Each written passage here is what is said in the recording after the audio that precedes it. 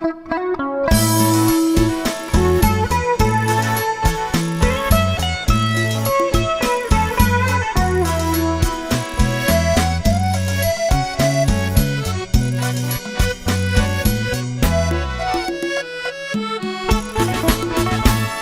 ไอ้หลายจึงได้มาพบน้องโอ้แม่เนื้อทองมีเจ้าของหรือว่าบางเปล่าทุกวันเวลาฝันเห็นหน้าน้องเจ้าทุกยามแลงคำเศร้าอายคืนเข้าบอกคอยโล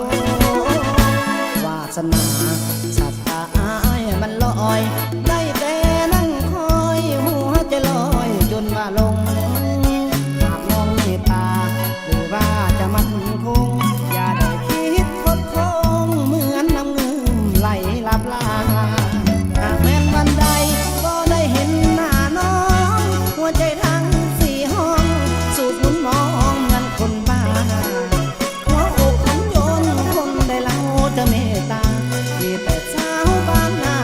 ผู้มีค่าขอหับใช้ห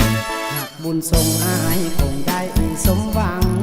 ได้เป็นคู่นางนอนแนบทางทับดีให้จะทำทุกอย่างเพื่อน้องนางสุขสบายนี่ละเด้อน้ำใจลูกบ้านให้ใจสาวนา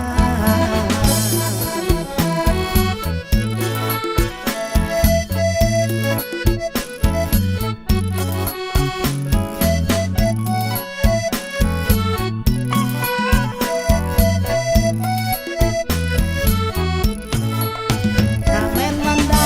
ก็ได้เห็นหน้าน้องหัวใจทั้งสี่ห้องสูดหมุนมองเงินคนบ้าหัวอกของโยนคนได้เล่าจะเมตตามีแต่สาวบ้านนาผู้มีค่าขอหับใช้หากบุญทรงอา